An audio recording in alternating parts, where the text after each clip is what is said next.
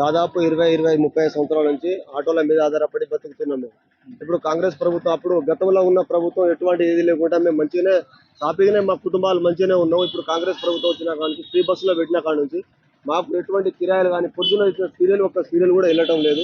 కనీసం బస్సు రాగానే ఇద్దరు కాగానే క్రితం బస్సు రాగానే డీకేలు వెళ్ళిపోతారు. మేము ఏం చేసినా కానీ ప్రజల ముఖం ఆడలు ఇట్లా ప్రజల ముఖం చూసుకోడు, ఇక్కడ అడ్డం మీద కూర్చోడు తప్ప కానీ మాకు ఎటువంటిది ఉపాధి అనేది లేదు. దాదాపు ఇప్పుడు మాకు ప్రభుత్వం వచ్చిన కాడ నుంచి ఎటువంటి ఒక్క రూపాయి గిరాకీ అనేది లేదు. వస్తున్నాం పొద్దున కూర్చొని ఇంటికాడ పోతుంటే చాలా బాధాకరమైన విషయం ఇది. ఈ ఫ్రీ బస్ అనేది స్కీమ్ అనేది తీసేయాలి దయచేసి. ఈ ప్రభుత్వం ఎందుకంటే దాదాపు 1 లక్షల మంది ఉన్నారు ఆటో ఇప్పుడు కార్మికులు. దాని మీద ఆధారపడి బతుకున్నాం. దాదాపు ఇప్పుడు కాదు 30 సంవత్సరాల నుంచి దాని మీద ఆధారపడి బతుకుతున్నాం మేము. కానీ ఈ ప్రభుత్వం వచ్చిన కాడ నుంచి మాకు అన్ని దాదాపు కుటుంబం రోడ్డు మీద పడే పరిస్థితి వచ్చింది ఇప్పుడు ఈ గవర్నమెంట్ కాబట్టి. దయచేసి ఏంటంటే ప్రభుత్వం కోరుకునేది ఒకటి, ఎందుకంటే ఈ స్కీమ్ అనేది తీసేస్తేనే అందరికీ బాగుంటుందనే మేము కోరుకుంటున్నాం అన్నట్టు. ఏం లేదు, 1 రూపాయి బిల్ అనేది లేదు. 100 రూపాయలు కాదు, డీజిల్ మందం కూడా చిట్టీలు కాదు. 1 రూపాయి వచ్చే దాఖలాలు పొద్దున పెట్టినా ఇప్పుడు పోయి వస్తే 50 రూపాయలు పడ్డాయి. బస్సు రాగా నలుగురు ఎక్కించుకొని ఉరికిన ఏం లేదు, 1 రూపాయి వచ్చేది లేదు. ఎవడు ఉక్కినా కానీ రోడ్డు మీద కూర్చుంటారు, ఇట్లా అడ్డ మీద ఆపగానే వెళ్ళిపో అంటున్నారు జనాలు తప్ప కానీ ఎక్కేటోడు ఎవడు సహకరిస్తలేరు లేడీస్. ఇప్పుడు మీరు ఒక 10 నిమిషాలు ఇక్కడ ఉండండి, ఒక బస్సు రాగానే ఎంతమంది ఎక్కుతారో ఇక్కడ ఎట్లా ఉంటారో మీకు కూడా సిచ్యువేషన్ తెలుస్తుంది, ఇక్కడ పొజిషన్ ఏందనేది. కానీ దాదాపు ఈ గవర్నమెంట్ కాబట్టి నిరుపేదల కార్మికుల పొట్టం మీద కొట్టుడు తప్ప కానీ స్కీమ్ దేని వల్ల ఉపయోగం అనేది లేదు. ఇది దయచేసి మాత్రం ఈ స్కీమ్ అనేది పక్కా తీసేయాలి. నిరుపేదలు చాలా మంది లక్షల మంది ఈ ఆటో మీద ఫీల్డ్ మీద ఆధారపడి బతికిన వాళ్ళు ఉన్నారు. ఇలా అంత చెట్ల కింద కూర్చొని చెట్లు లేకుంటే మా పరిస్థితి కూడా ఘోరం అనే పరిస్థితి ఉన్నది. ఈ స్కీమ్ అనేది తీసేయాలి దయచేసి గవర్నమెంట్. ఇది ఈ స్కీమ్ ఫ్రీ అనే పథకం తీసేస్తేనే ఏమన్నా మా కుటుంబం బతికే పరిస్థితి, లేకుంటే మాత్రం ఇది ఘోరంగా ఉంటది. అది విషయం. రేవంత్ రెడ్డి ఏమంటున్నా సమ్మక్క సారక్క జాతర వచ్చినప్పటి నుండి స్టార్ట్ అయితే ఒక 10-15 రోజుల్లో స్టార్ట్ అయితే జాతర. ఇప్పుడు అందరికి టికెట్ తీసుకున్నారు. ఈ లోగా ఒక 3-4 నెలల వరకు ఈ ఆటో వాళ్ళకి ఏ ఇబ్బంది లేదు, నా పరిపాలన చెప్తుండ్రు. ఏది లేదు, తప్పు ముచ్చట అది తప్పు ఆలోచన. మొత్తం ఫ్రీ పెడుతున్నారు. ఎవ్వరు ఇప్పుడు ఫ్రీ అనే స్కీమ్ కాడ ఆటోలు ఇప్పుడు దాదాపు 4 సార్లు పోయేటోళ్ళం మేము కిరాయిలకు. ఒక కిరాయి అడిగేటోళ్ళు లేడు, కిరాయి పిలిచేటోళ్ళు లేడు. ఏ చేసిలో ఆడు ఇవ్వడన్నా బస్సు ఎక్కుతారు. లేడీస్ మాత్రం ఇప్పుడు మీరు 10 నిమిషాలు ఇక్కడ ఉండండి, ఇప్పుడు దాదాపు బస్ ప్యాక్ అవుతుంది ఇక్కడ. ఇప్పుడు పక్కన కూర్చున్న జనాలు ఇప్పుడు లేడీస్ బస్ కోసం వెయిట్. అది విషయం. ఈ గవర్నమెంట్ చేసిందంటే ఇప్పుడు ఏదో మార్పు వస్తుంది మేము ఫ్రీ బస్ ఏదో సాధిస్తామని, కానీ ఇది ప్రజల పొట్ట మీద కొట్టుడు తప్ప కానీ ఇది ఆటో డ్రైవర్ల పొట్ట మీద కొట్టుడు తప్ప కానీ ఏరే ఆలోచన అది లేదు. ఇది అది నా పేరు భద్రు అని ఎక్కువ మాకు చాలా ప్రాబ్లం. రోజు గతంలో రోజు 1000 చేసేది, ప్రస్తుతం రోజు 100-200 ఎత్తున్నాం. డ్రాప్ అవుతాం, డీజిల్కి అవుతాం. రోజు 150 దాకా ఎక్కువ ఎత్తలేము.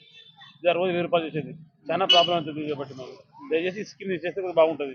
లేకపోతే మేము ఒక 150 మంది కుటుంబం ఉన్నాయి ఇక్కడ ఆటోలు మాది, అందరూ చాలా ఇబ్బంది పడుతున్నాం. దయచేసి స్కీమ్ చేయాలని సీఎం గారిని కోరుకుంటున్నాం. ముఖ్యంగా మాకు చాలా ప్రాబ్లం అవుతుంది. పిల్లల చదువు కానీ ఖర్చులో కానీ రోజు ఎట్లుంటుంది అంటే కూర్చుని పెట్టారు పిల్లలు, చాలా ఇబ్బంది. ఇంట్లో కుటుంబ పిల్లలు చాలా ప్రాబ్లం అవుతుంది, చాలా అవసరం మాకు. దయచేసి రేవంత్ రెడ్డి గారు మాకు బాగా అర్థం తీసుకుని ఈ బస్సు అనేది తీసేయాలని మా ఆవేదన. 5 సంవత్సరాల కానీ తోలుతాను, ఇంతవరకు మాకు ఏ హామీ జరగలేదు. సిట్టీలు కట్టుకునేది, కుటుంబాలలో తీసుకునేది, మంచిగా బతికేది. ఇంటికి పోతే వాళ్ళు ఆడవాళ్ళే తిడతారు మమ్మల్ని. ఇలా పొద్దున వస్తానం సాయంత్రం పోతాం, పొద్దున వస్తానం సాయంత్రం పోతాం.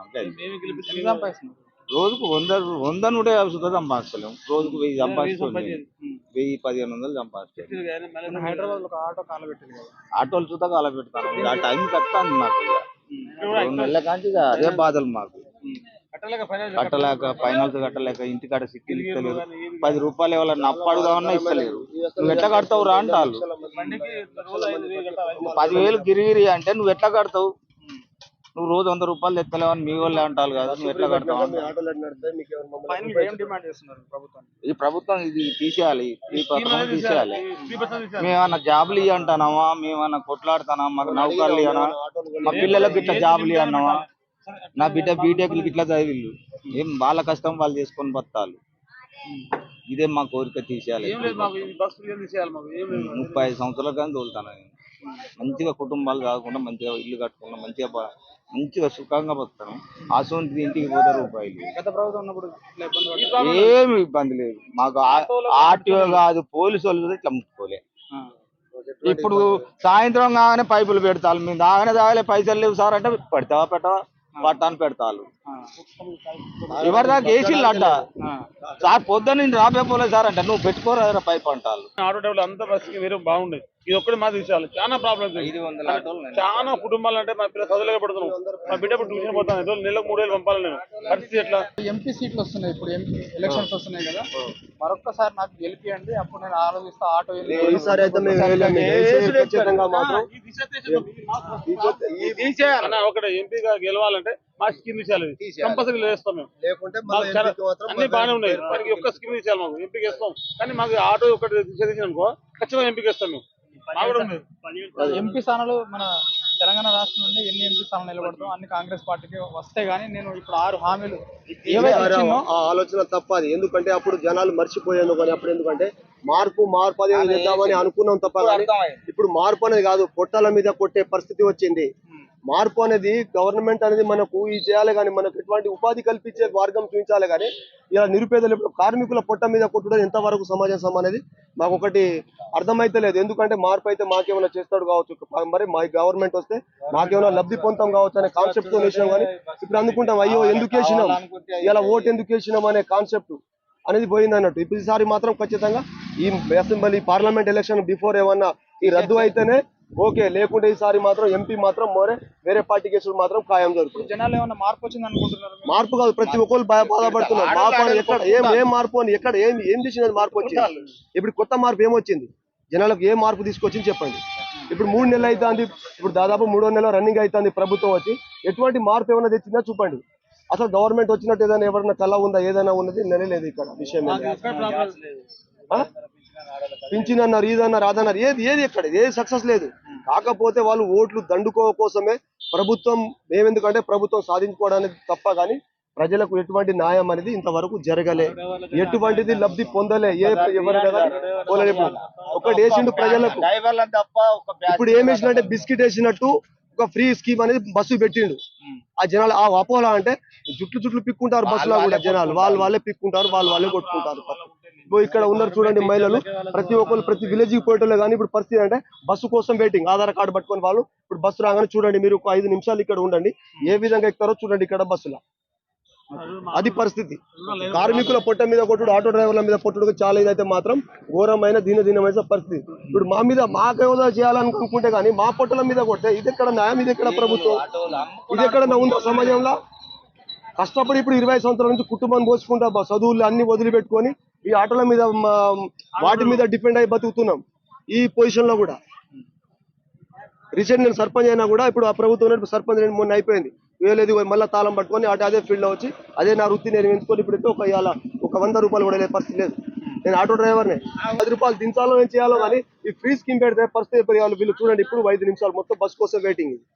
ఇప్పుడు వాళ్ళు రాగానే బస్సులో వెళ్ళిపోతారు, మేము ఇట్టే చూడాలి, వాళ్ళ ముఖాలు చూసుకుంటా ఉండాలి పరిస్థితి ఉన్నది. నేను సర్పంచ్ ఇప్పుడు ప్రజెంట్ అయిపోయింది, మొన్న 31కి అయిపోయింది మళ్ళీ నా ఫీల్డ్ అని పట్టుకొని అంటే ఇలా 3 రోజుల నుంచి నడుపుతానన్నా, ఇలా 5 తారీఖు 5 రోజుల నుంచి ₹1 రూపాయి బిల్ల లేదు.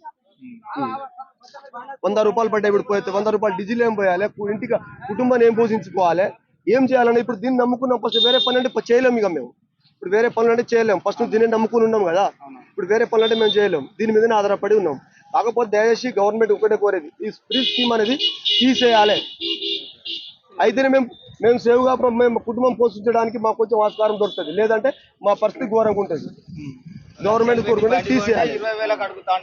ఇప్పుడు బండి అమ్ముతా బండి కొనేటోళ్ళు లేడు, ఇప్పుడు ఏమన్నా డిస్పోజల్కి వేయాలి, ఎందుకంటే ఇనుప సామాన్ కొనేటోళ్ళు పరిస్థితి. ఇప్పుడు యూనియన్ వాళ్ళు ఏమైనా ధర్నా చేసే ఆలోచన చేసినాం, ఇంతకుముందు ధర్నా కూడా చేసినా కూడా గవర్నమెంట్ స్పందించడం లేదు.